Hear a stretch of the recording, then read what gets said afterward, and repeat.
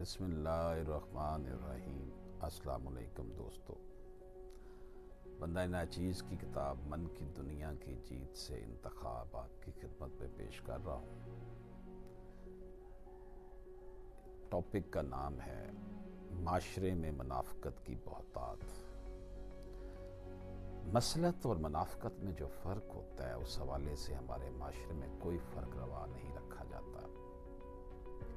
یہ حقیقت اظہر من شمس ہے کہ اس دنیا کی زندگی عارضی ہے، اور اس عارضی زندگی میں وقوع پذیر ہونے والے افعال کی بابت حقیقی زندگی میں جواب دہی ضرور ہونی ہے، اور آخرت کے امتحان کا پرچہ بھی اسی بود و باش کے متعلق ہوگا جو انسان نے دنیا میں اختیار کیے ہوئے ہیں۔ منافقت ایک رویے کا نام ہے، اور اسی رویے کو انسان کے ہر دور میں بنی نوع انسانیت کا جتنے بھی ادوار گزرے ہیں، ہر دور میں اسے انتہائی نفرت انگیز سمجھا جاتا رہا ہے، اور اب بھی سمجھا جا رہا ہے۔ لوگ بھی منافقت سے نفرت کرتے ہیں۔ جو خود نفاق یا منافقت میں مبتلا ہوتے ہیں وہ لوگ بھی جو ہے معاشرے کے لیے وہ لوگ زہر قاتل ہوتے ہیں۔ کوئی انسان اچھا ہو تو اس کو اچھا کہا جاتا ہے، کوئی برا ہو تو اسے برا، لیکن دنیا میں ایسے انسانوں کی کمی نہیں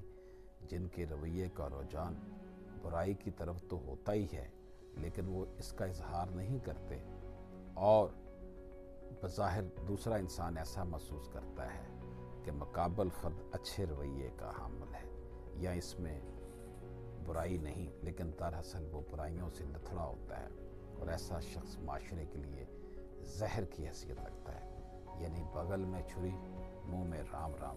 ایسا شخص پیٹھ پیچھے وار کرنے میں ذرا دیر نہیں لگاتا۔ علماء اکرام نے منافقت کو مسلمانوں کے ایمان کے لیے سب سے بڑا خطرہ قرار دیا ہے۔ کسی بھی شخص کے دین کے لیے سب سے بڑا خطرہ نفاق ہے۔ بعض اوقات لوگ منافقت کے شکار ہوتے ہیں اور انہیں پتہ ہی نہیں چلتا۔ بندہ جب نماز پڑھتا ہے، روزے رکھتا ہے، حج پر جاتا ہے، لیکن ممکن ہے نفاق میں مبتلا ہو جائے۔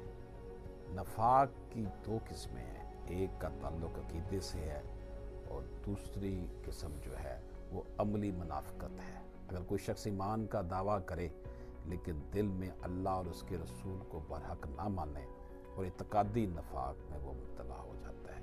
یہ گروہ نبی پاک صلی اللہ علیہ وآلہ وسلم کے دور میں رہتے تھے، بظاہر تمام عبادات اور کاموں میں مسلمانوں کے ساتھ تھے، لیکن دل سے اپنے سابقہ مذہب پر تھے۔ آج کے اکثر مسلمان حکمران جو خود کو مسلمان سمجھتے ہیں، جھوٹے لوگ ہیں، یہ منافق لوگ ہیں جو دین کو اپنے مفادات کے جو ہے وہ خلاف سمجھتے ہیں۔ یہ لوگ اسلام دشمن عناصر کے ساتھ دوستی نبھاتے ہوئے مسلم قوموں کو لا دینیت کی جانب دھکیلتے ہیں۔ عملی نفاق کا مطلب ہے بندہ عبادات پر عمل کرتا ہے اور اسلامی شریعت اور عقیدے پر بھی یقین رکھتا ہے، لیکن اس کے باوجود نفاق کی نشانیاں اس میں پائی جاتی ہیں۔ حدیث شریف میں ہے جب کسی شخص میں 3 صفات پائی جائیں تو وہ منافقوں میں شمار ہوگا۔ جھوٹ اور دروغ گوئی کو منافقین کی نشانی یاد کرتے ہوئے منافق لوگوں کی خصلت یہ ہے کہ کثرت سے جھوٹ بولتے ہیں۔ افسوس کا مقام ہے کہ ہمارے معاشرے میں مختلف طریقوں اور بہانوں سے جھوٹ بولا جاتا ہے۔ بعض لوگ دوسروں کو ہنسانے کے لیے جھوٹ بولتے ہیں۔ فرقوں اور مذاہب کے پیروکار ایک دوسرے کے خلاف دروغ گوئی کا ارتکاب کرتے ہیں، حالانکہ جھوٹے لوگوں پر اللہ کی لعنت ہے۔ اسلامی تعلیمات نے سختی سے جھوٹ بولنے سے منع کیا ہے اور سچی بات کہنے پر زور دیا ہے۔ افسوس کا مقام ہے کہ آج کے مسلم گھرانوں میں بھی جھوٹ بولا جاتا ہے، حتیٰ کہ چھوٹے بچے جھوٹ بولتے ہیں۔ وجہ یہ ہے کہ والدین خود جھوٹ بولتے ہیں اور بچے ان سے سیکھتے ہیں۔ عہد شکنی یا وعدہ خلافی بھی منافقوں کی دیگر صفات میں شامل ہوتی ہے۔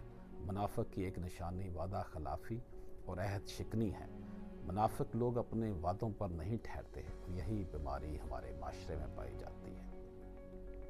حالانکہ ماضی میں وعدہ خلافی لوگوں کی روایات اور کلچر کے سراسر خلاف سمجھی جاتی تھی۔ اسلام نے وعدہ کرنے پر بہت زور دیا ہے۔ نبی پاک صلی اللہ علیہ وآلہ وسلم کا فرمان ہے کہ جو وعدہ خلافی کرتا ہے اس کا کوئی دین نہیں۔ امانت میں خیانت منافقوں کی دیگر خاصیت ہے۔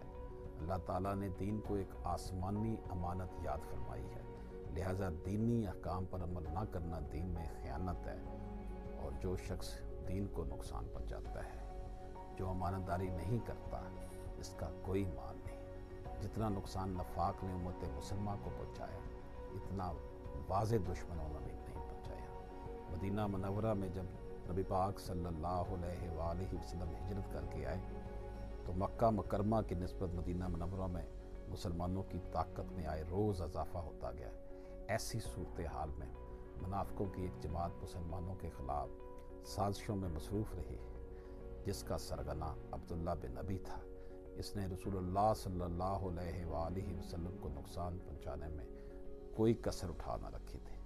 منافقین کے گروہ نے اپنی ایک مسجد بھی بنا رکھی تھی، جس کو مسجد زرار کہا جاتا تھا، لیکن اللہ تعالیٰ نے وحی کے ذریعے اس مسجد کو گرانے کا حکم دے دیا۔ نبی پاک صلی اللہ علیہ وآلہ وسلم کو اللہ پاک نے منافقین کے بارے میں وحی کے ذریعے بتایا ہے، اس لیے آپ ان منافقین سے بچ کے رہتے ہیں۔ یہ منافقین آپ صلی اللہ علیہ وآلہ وسلم اور مسلمانوں کے خلاف ہر قسم کا زہریلا پروپیگنڈا کرتے رہتے۔ جنگ بدر، جنگ احد میں منافقین جہاد میں جانے کی بجائے مسلمانوں کے خلاف سازشوں میں مصروف رہے، اور لوگوں میں یہ پروپیگنڈا کرتے رہے کہ صحابہ اکرام تو تھوڑے ہیں اور کفار مکہ ان کو شکست دے دیں گے، اس لیے جنگ میں شامل ہو کر اپنے تعلقات خراب نہ کرو۔ ان منافقین کی دلی خواہش تھی کہ مسلمانوں کو شکست ہو، لیکن اللہ پاک مسلمانوں کو فاتح بناتا رہا، حتیٰ کہ جنگ خیبر میں مسلمانوں نے یہودیوں کو ان کی بار بار کی عہد شکنی کے بعد شکست دوچار کیا۔ اسی طرح یہودی جو شروع دن سے مسلمانوں کے دشمن اور منافقت جو ہے عروج پر دل میں رکھتے تھے، انہیں شکست ہو گئی۔ یہودی فتح خیبر کے اپنے کرتوتوں کے باعث علاقہ بدر ہوئے، مگر دلوں میں مسلمانوں کے خلاف منافقت لیتے ہوئے گئے، اور اس کے بعد انہوں نے مسلمانوں کو نقصان پہنچانے کا کوئی موقع ہاتھ سے نہ جانے دیا۔ یہودی چونکہ کمزور ہو چکے تھے، اس لیے وہ سازشوں کے ذریعے مسلمانوں کو باہم لڑاتے رہے۔ منافقت ایسے طرز عمل کو کہتے ہیں جو قول و فعل کے تضاد سے عبارت ہو، جس میں انسان کا ظاہر باطن سے مختلف بلکہ برعکس ہو۔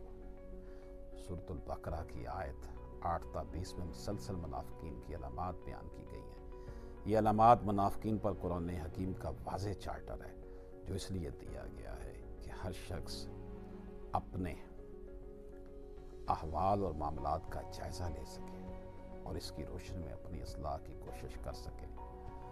منافقت کی علامات درج ذیل ہیں جو بیان کر رہا ہوں آپ کے پاس۔